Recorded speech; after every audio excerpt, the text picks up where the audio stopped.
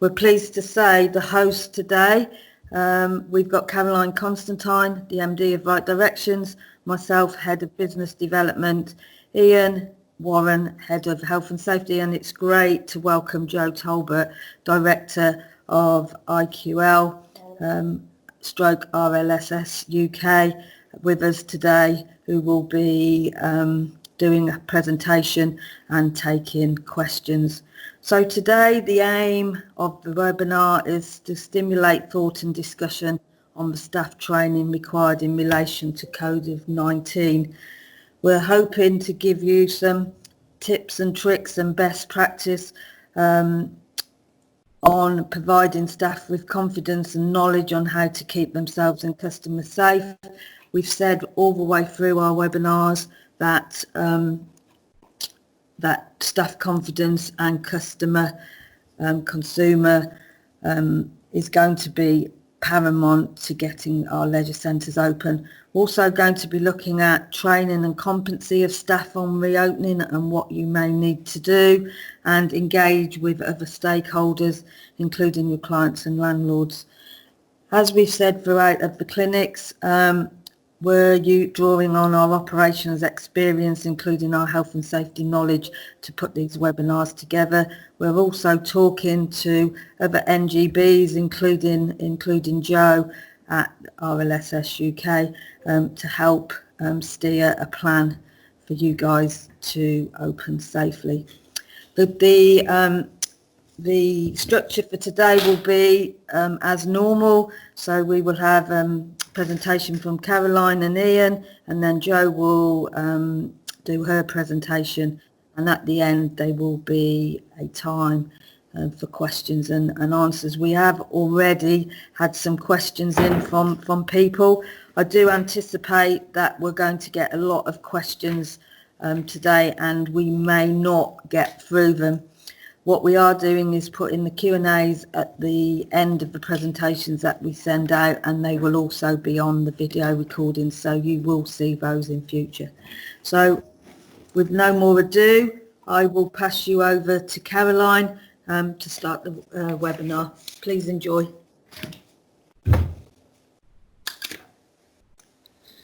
Good morning, everybody.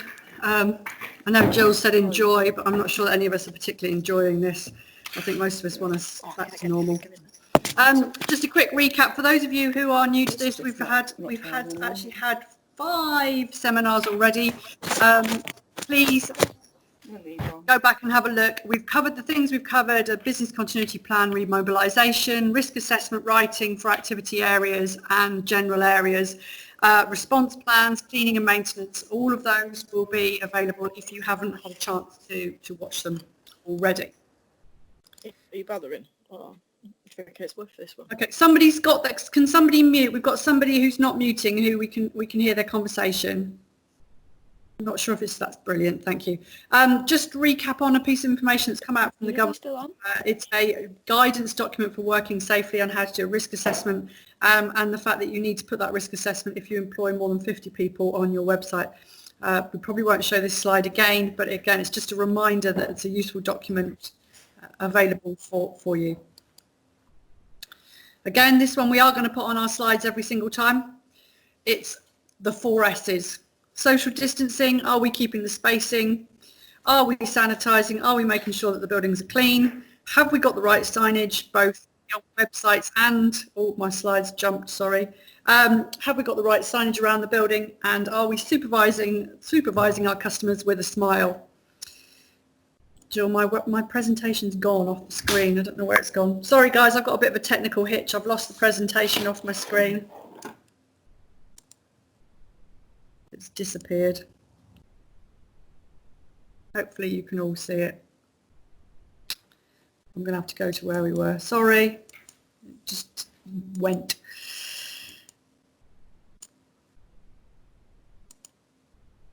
Take me back to fax machines. I was fine with those.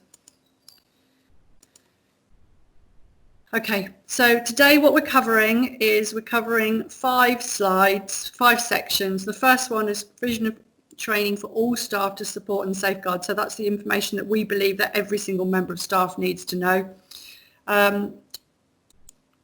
it's kind of jumping and I don't know why it's jumping. I'm sorry. I'm going to have to take control, I think. Okay.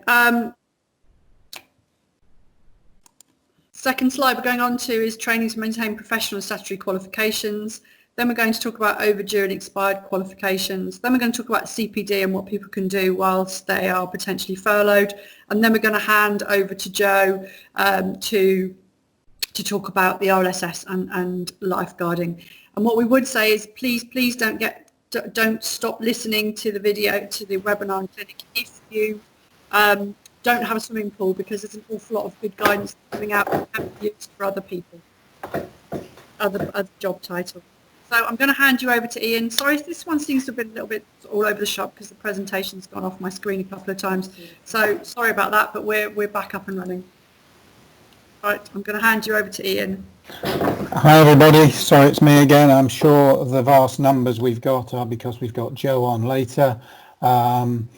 And as Caroline just said, she's got more to say for everybody rather than just swimming pools, because it covers first aid and how we administer that. So if you haven't got a pool, please stay on and make sure you stay involved in that part of the presentation.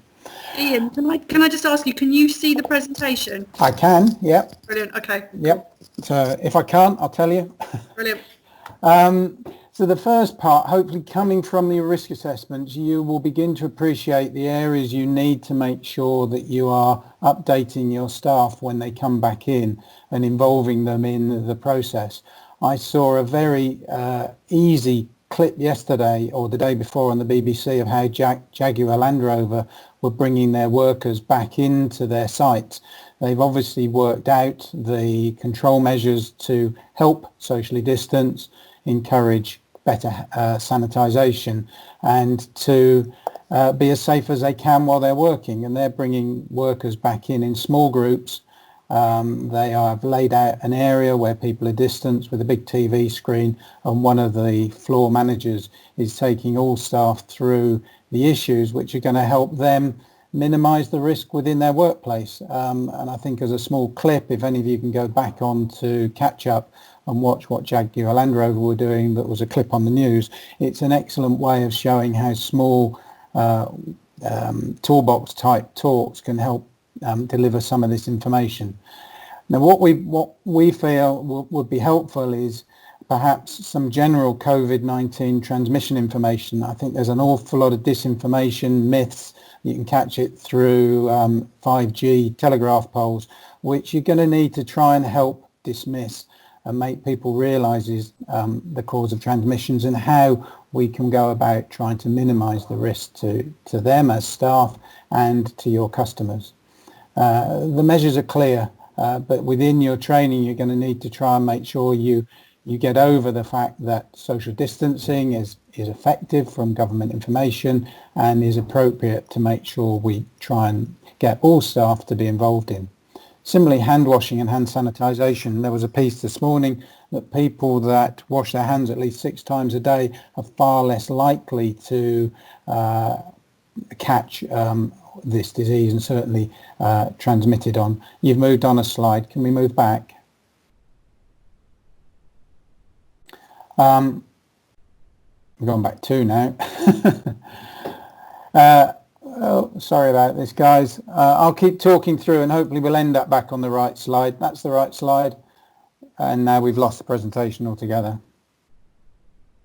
I'll keep talking because hopefully you saw what was up on the slide while they tried to get that back. Clearly, if you're introducing new products, you need to think about the cost risk assessments of those and make sure any new staff are trained in those. If you're going to use PPE, PPE is not going to be effective unless staff understand how to use it.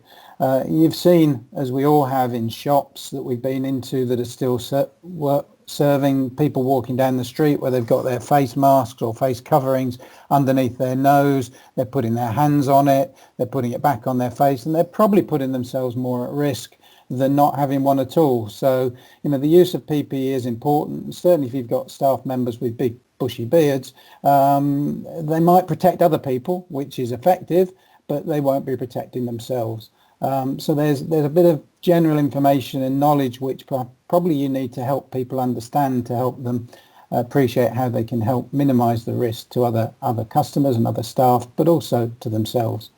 You might have changed admission arrangements. You might need to be training somebody in how to make sure the front door arrangements are controlled and that you maintain that 2-metre distancing.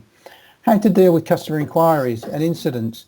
Are you going to empower your staff that if a customer becomes angry and starts shouting at them, that they have every right to walk away or back off so that they don't end up with somebody's projected voice and consequential breath coming at them? You're going to need to give the staff confidence in how to deal with that and think through those processes. Occupancy levels clearly might change, class levels might change. How are you going to control those? New or amended operating procedures. We're not suggesting for 1 minute that you should write COVID-19 procedures for everything you do, but more likely that you do addendums to go on to existing procedures. Hopefully this is something that in the long run we will get control of and will be just built into the ordinary running of just trying to improve hygiene and minimise the risk of infection. But I think at this stage doing addendums will save you having to rewrite all the other procedures which are good and in the main will remain effective. First aid arrangements, Jo will talk about some of that in her presentations, but you need to think about those. Staff rotas and protocols if you're changing shift arrangements and breaks, again you need to think about that. And something that's very important and something that in some of our future clinics we'll deal with is thinking through the mental health impacts of this. We've got to recognise some staff will be very wary, will be genuinely anxious about this, and I think it's part of our role to try and help those staff back into functioning and appreciating how they can help. More than ever, I think we as an industry, and I know we said about sustainability, need to be arguing our local authorities, our central government, that we can be part of the solution. I read something this morning that hospital admissions were like 23% higher for those people with diabetes and obesity. So we can be part of the solution and we need to make sure we've got strong, effective procedures that enable us to operate and operate soon. Okay, next slide. We feel that you need to consider each range of staffing within your building. Certainly, I don't think we can assume for 1 minute that managers will fully have the same messages. We've each picked up different things from social media, read different things, read different newspapers, and I think managers will need support in understanding the effective control measures, but also trying to know how to support individual requirements. So if you've got an older member of staff that perhaps has diabetes or has a sibling, a parent or somebody at home has also got diabetes as high risk, how are you going to manage them and put them into a role that's going to minimise the risks for them? Then you've got to go down through each job role, looking at what things might change, what things you might need to add on to their existing roles. So simple things like managing transactions. If you can't get everybody to use contactless, and we will get young people and perhaps people who don't use cards that will need to still transact in cash, the ability for receptionists to sanitize their hands in between those transactions. Instructors managing classes, are they going to be facing the rest of the people if they're in a class, or are they going to use mirrors with their backs turned to them to be able to effectively run the class? There are all issues you need to think about and control measures that you're going to, once you've established them, train into those members of staff.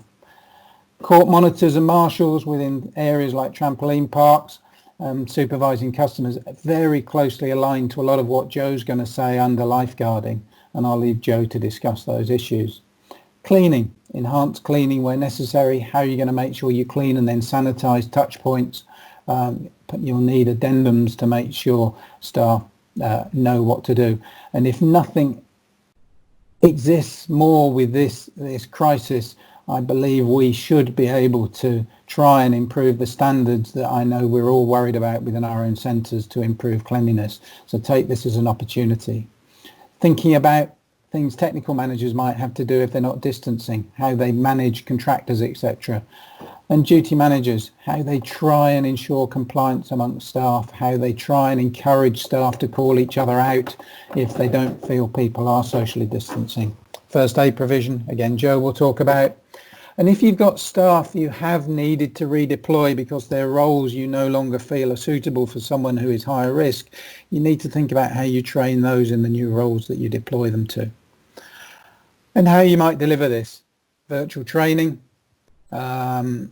before and after reopening, face-to-face sessions in the way I talked about. I saw Jaguar Land Rover doing, which seemed practical and sensible, and how you present those additional addendums to your current safe working practices and procedures all need to be thought about. And when should you be doing this? Certainly you should be thinking about starting some of this training as soon as you've got your risk assessments and control measures established. I think with staff furloughed, there is no reason at all. There is some limitations on people that are getting only minimum payments through furlough systems that you might need to top those up. But other people can be expected to do continuous development training and can be involved in training ready for reopening, so long as it is not earning money through that process. So you shouldn't be fearful of getting staff involved well before you reopen. Next slide, please.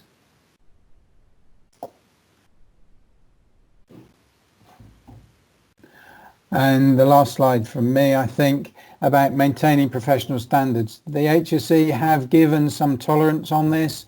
Joe will talk a lot more in detail about first aid and lifeguarding, but you need to be making sure you're aware of where staff qualifications are expiring, that you try to consider how you're going to make sure as soon as you're back you get those people up to date, particularly under things like working at height, poor plant, other technical, and some of those might easily be continued through online training processes at the moment, so maybe there isn't a need for some of those to expire. The important thing, I think, most of all, particularly with some roles, is to make sure you competency test before reopening. Make sure the technical people haven't forgotten how to backwash. They know which levers to pull and push, and that you aren't going to end up flooding your plant room or doing something silly. So I think competency testing is essential, and I know Joe will talk far more about some of the issues of lifeguarding and first aiding, and I'm sure there will be lots of questions on that. So with no further ado, I think the next slide is, no, is there one more? There is one more, yeah. Ian, can we ask Judith to bring us all a cup of tea? Yeah, I will do. It's coffee, actually. There is one more slide.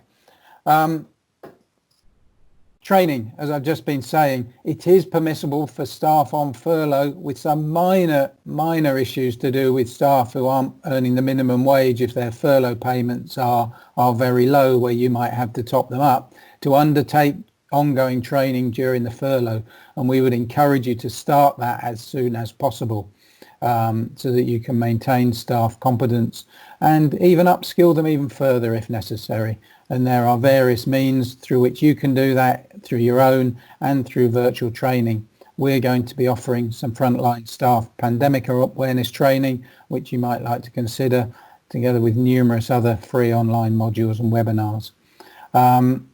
And there are all sorts of other resources, particularly SIMSPA library that is being developed with good guidance and advice to support you in developing your own. So with no further ado, I will now hand over to Joe. Thanks, Ian. Good morning, everyone. It's fantastic to see hundreds of you joined to listen to us all this morning. Thank you to Right Directions for asking me to come and speak, and hopefully I'm going to be able to give you a little bit of an understanding in what RLSS have been doing around lifeguarding to support the industry, and also some considerations you can start thinking about in terms of when your pool's open with regards to training and lifeguarding. So for those of you that haven't met, I'm Jo Tolbert. I'm the Commercial Director at the Royal Lifesaving Society, and I have been an operator, so I was in operations for about 15 years, so I absolutely understand where a lot of you are coming from. If you're not from a swimming pool and you're managing a trampoline park or a gym academy, then some of the things I will say will probably still be relevant to you, as you're going to have staff supervising, you're going to have staff providing first aid, and you're going to have staff that would be trained to give CPR if necessary. So hopefully some of the information I give will also help you. Joe, just let me know when you want to go on to the next slide, okay? Next slide, please. So just to tell you a little bit about RLSS, we are experts in lifeguarding and water safety, and we're recognised all over the world for that. So we work with various different countries on lifeguarding, and just last night I received some information from the American Red Cross. We talked to them about lifeguarding. So we really are experts, and we want to support the industry and help you guys to get your swimming pools open safely with your lifeguards. So we work with, it's actually over 5,000 swimming pools across the UK. We have over 7,000 lifeguard trainer assessors, and we qualify at least 45,000 lifeguards each year. So about 95% of the lifeguards in swimming pools in the UK are qualified by the Royal Lifesaving Society. We're also proud that we award around 10,000 swimming teacher qualifications, which allows swimming teachers to provide supervision. We do support the Health and Safety Executive and EHOs following fatalities, so we know how important guidance is and how important it is that we support operators to put the necessary measures in place. And we're proud to work with Swim England and RNLI as well as other organisations. So the challenge of COVID, well, this sort of dawned on me in the first few days after the swimming pool shut down, that at some point lifeguards are going to need to go back to work, the swimming pools are going to need to open. But with swimming pools you have water and you need lifeguards to supervise the swimming pools. And in a lot of cases where there is high risk, such as CPR or first aid or lifeguard rescues, PPE would be required. But water and PPE don't mix, and there is no PPE in the world that a lifeguard could wear to enter the water and perform a rescue. So I realised quite early on that you guys need clear guidance for when you open your swimming pools, because it's not as simple as it was before COVID, and it will continue to be a real challenge. So what we started to look at early on is, what can we do to support the lifeguards? We understand that there is an element of risk, and there will always be an element of risk. If we decided that there couldn't be any risk, then we wouldn't open swimming pools. So we have to accept that there is risk, but we have to put the necessary control measures in place that are reasonably practicable to make sure that the risk to the lifeguard is as low as it possibly can be. Next slide. Thank you. Do you want to just click twice more and then brilliant. That's lovely. So we've been working with various bodies on this, and this hasn't been a quick and easy process. We've had to work with a lot of different organisations to get expertise. So we've worked with the swimming nations, England, Wales, Ireland and Scotland, as well as British Tri, SimSpa, and we're really, really pleased and proud that SimSpa have asked us for our guidance, and they're going to signpost to our guidance within all their support. So that's fantastic. We're very lucky to have medical experts, legal experts and health and safety experts that work with us regularly. So we've been able to work with them, giving them the challenges for the operators and getting them to help us to put together guidance and support. And we've also, probably most importantly, pulled together stakeholders from different pools in order for us to put the guidance together and make sure that whatever we advise is practical and it can happen, because there's no point in putting guidance in place that just won't be followed. So probably the most difficult thing is there is guidance from all these different bodies, and unfortunately there's contradiction. So you read one document and you think, yeah, I absolutely know what a lifeguard needs to do, and then you read a different document from another organisation that gives a slightly different view. So we have taken advice from all of these different bodies to make sure that the guidance is suitable and we're not putting anyone at risk by not following any important guidance that's available. So we have committed to provide the industry with the following guidance. So this will be launched probably over the forthcoming 3 to 4 weeks. So a lot of it is ready, and a lot of it we're just still waiting for some final information. But most importantly, we're going to provide swimming pool operator guidance for how they manage their lifeguards, guidance for swimming teachers providing safety cover, open water operator guidance for lifeguards lifeguarding open water, same for beach lifeguard, life-saving clubs, aqua park facilities, and then we really need to finish off the guidance for delivering training and assessments, because we know as soon as you guys can, you'll open your pools, you're going to need lifeguards that might have to go through training courses or might have to do renewal assessments. So it's important that that guidance is also available. So those 7 pieces of guidance will be coming. This is the pool operator guidance, and I'm pleased to say that we really are close to getting this ready to be published. It's had medical and legal sign off. Operators have been involved in reviewing it as well, and we're pretty much nearly there, ready to launch it. Once it is launched, we'll be running some weekly webinars that you're more than welcome to join, that you can hear more about the guidance and answer questions. And I've offered Right Directions the opportunity that if they want a more detailed webinar with me, then I'm more than happy to offer that.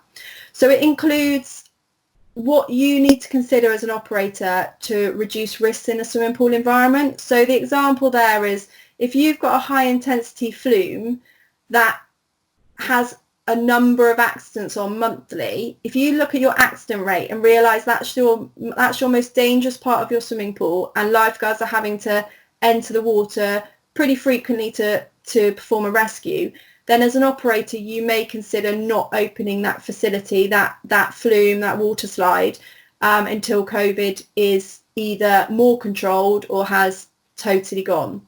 So we go through a number of areas where you need to consider the risks involved and whether you can reduce those risks and limit the amount of interaction a lifeguard has to have. We then break down the role of the lifeguard into quite a lot of detail about how their role may change in terms of supervision, how the equipment they use will need to be managed, how the cleaning duties that they complete may need to change, and what considerations the operator needs to put in place for that. Lifeguard duties. We cover a big section on PPE about what is suitable for lifeguards and when they should be wearing PPE. What the lifeguard should do in terms of first aid, how they should deal with first aid, lifeguard rescues, and then finally there's a section within the role of the lifeguard for CPR and using an AD. So for each of those areas we give clear guidance on how an operator can manage a lifeguard within COVID around these areas. And then the final 2 parts of the guidance are around the lifeguard return to work competency assessment, because as Ian pointed out, you as operators will need to make sure that your lifeguards are competent and ready to return to work. So we've designed a COVID-19 lifeguard return to work competency assessment, which keeps lifeguards at a 2-metre distance from each other, so it doesn't put them under any unnecessary risk, and it allows you as an operator to check they're competent and ready to return to work. And then finally, we've got a section within that guidance on lifeguard ongoing training, because once they've returned to work and they're competent and they're lifeguarding, you will need to include some regular ongoing training for them. Sorry, if just go back one.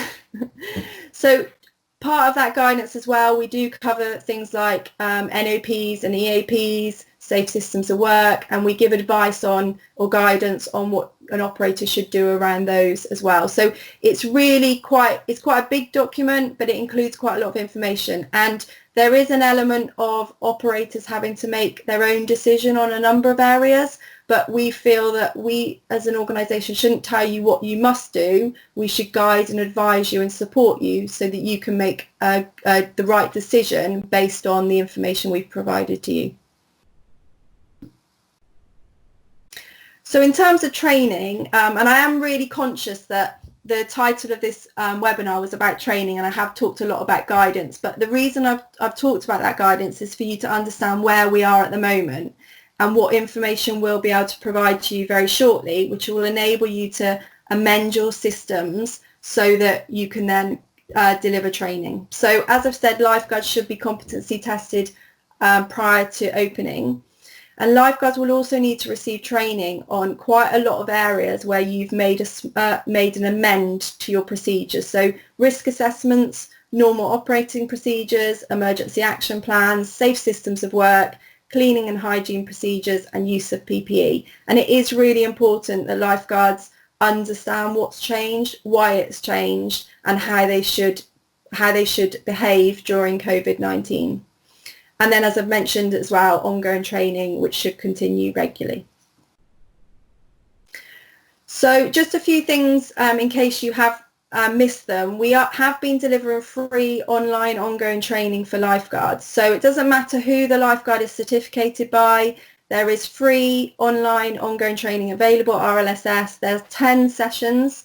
You just have to register as with RLSS for an account. There's no charge to it. It's free of charge. And once you register, you then get access to all that free online ongoing training. The lifeguard is tested at the end of it. They receive a certificate, and the certificate they can download and show their employer when they go back to work. And that's a really good way to keep lifeguards engaged and also to keep their knowledge up together. So it covers everything across the board. So CPR, first aid, rescues, accident prevention, lifeguard theory, all sorts of stuff. So it's really worthwhile. And if you've got lifeguards that are furloughed, my understanding is they can be asked to do training whilst they're furloughed, and that would be a great thing to request them to do. But obviously check with your HR department on that. We've got free water safety training available for families. We would absolutely love people to share that on their social media platforms. We recognise now that thanks to a Sky News reporter who encouraged people to go and swim in ponds, that people are using outdoor water spaces. We know it's dangerous, the water's cold, and we're worried about the safety of people. So what we ask is if you can share that, there'll be more people that learn about how to keep themselves safe in, on and around water. And it's families going out walking along canal paths or near reservoirs, and it's great, it's brilliant that people are in the fresh air, and it's great that they're near water. We just want them to stay safe so that we don't lose anyone to drowning during this period. So that's free and available, and we'd absolutely love you to share that. We've got webinars to support customers, and we'll have a number of webinars, like I said, around this guidance that will be coming out. We'll be running one webinar a week for several weeks. And then we recently launched new guidance for open water swimming venues. We work with British Tri and Swim England on a project called Shout, and there's guidance available for open water swimming venues, because we know there are quite a lot of those already opened. And something I didn't put on the slide, but it's probably worth mentioning, is we extended all our qualifications by 3 months. So any qualification that was due to expire between the 16th of March and the 31st of June were all extended by 3 months. We've been working with the HSE around the first aid qualifications, and the HSE are looking to publish something in the forthcoming weeks about what extension they're going to apply to first aid over and above the initial extension they gave. And once we've got confirmation from them on what that will be, we will then go back to the regulators who we're in regular contact with to confirm how long we will extend the qualifications for. But we are looking to extend the qualifications beyond the 3 months that's in place at the moment. But we just need to get confirmation from the regulators, and we will circulate that as soon as we have that information. So I'm conscious you're probably all going to ask a few questions now, which is great, and we'll answer as many as we can. And I know Right Directions will absolutely support in answering questions after today. But if anyone needs any more information, that's my email address. Please, you're more than welcome to email me, and myself or one of the team. We have a small team at the moment because of furlough, but one of the team will certainly help you. Thank you, Jo. We really appreciate that. And we do have an awful lot of questions. So I'm going to rattle through the next couple of slides very, very quickly. As I've said before, we are here to help you write your risk assessments either on-site, virtually, and we are helping now quite a lot of clients with their mobilisation reopening plans of what they need to do, and checking that their ideas are right. We've also working with FutureFit on delivering some frontline pandemic awareness training. Hopefully that will be available in the next couple of weeks.